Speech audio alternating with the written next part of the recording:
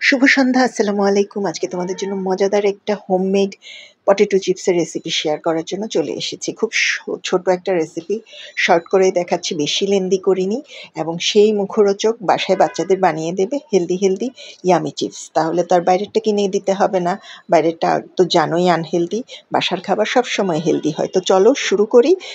শুরু করার আগে লাইক, কমেন্ট, শেয়ার করতে ভুলো না। ভালো লাগলে আমার ইউটিউব চ্যানেল হেসেলের আখ্যান নামে আছে, সাবস্ক্রাইব করবা।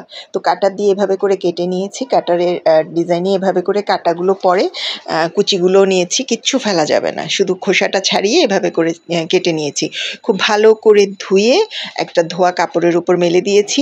টিস্যু এতগুলো ছিল না অ্যাভেলেবেল, যে জন্য পরিষ্কার কাপড়ের উপর দিয়েছি। টিস্যু থাকলে কিচেন টিস্যুর উপরে মেলে দিতে পারো। মোট কথা হচ্ছে একটুও পানি থাকবে না, একদম ড্রাই হয়ে যেতে হবে পানিটা, নাহলে তেলে দিলে একদম অবস্থা খারাপ হবে। তো ডুবো তেলে ভাজতে হবে, তেল খুব ভালো করে গরম করে তারপরে একটু চুলার হিটটা কমিয়ে দিতে হবে।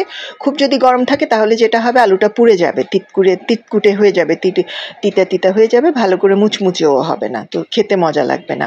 প্রথমে তেলটা খুব বেশি করে ফ্রাই করে নিতে হবে, অ্যান্ড দেন তেলটা একটু কমিয়ে দিতে হবে চুলার আগুন। তেলটা যেন গরম থাকে কিন্তু কম আছে, ভালো করে মুচমুচে করে ভেজে নিতে হবে। এটা মোটামুটি মুচমুচে করে ফ্রাই হয়। এবং খেয়াল করো, আমি কোনো রকমের মশলা দিইনি। এখন আমি আলুটা ভাজতে মশলাটা রেডি করছি।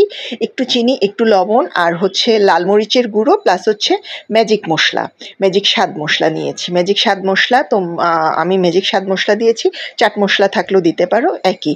ভালো করে এটা মিশিয়ে নিব। চিনিটা চাইলে অ্যাভয়েড করতে পারো, আমি জাস্ট 2 পিঞ্চের মতো চিনি দিয়েছি। পরে জাস্ট অল্প কটা টিস্যুর উপরে চিপসটা নিয়েছি, ভেজে তুলে নিয়েছি, যেন খুব বাড়তি তেলটা টিস্যুগুলো চুষে ফেলে। এরপরে উপরে মশলাটা ছিটিয়ে ভালো করে নাড়িয়ে মিশিয়ে নেব।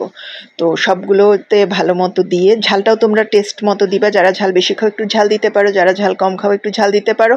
আবার একদম বাচ্চাদের জন্য দিলে মরিচটা অ্যাভয়েড করাই ভালো, এটা হচ্ছে আমার ওপিনিয়ন আর কি।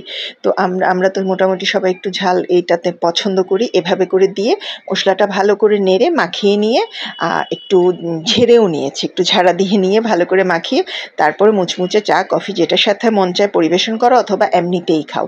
মশলাটা দেখবে যে এভাবে করে নাড়লে এবং মাখালে সবগুলো চিপসের গায়ে লেগে যাবে। ভীষণ মুখরোচক এই চিপসটা শর্টকাট টিপসে তোমাদের সাথে শেয়ার করলাম। রেসিপি ভালো লাগলে আবারও বলছি, লাইক, কমেন্ট, শেয়ার দিবে, একটা সুন্দর গঠনমূলক কমেন্ট করবা।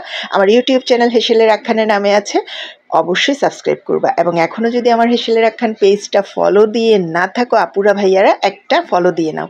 ভালো থেকো, সুস্থ থেকো, সুন্দর থেকো। আল্লাহ হাফেজ।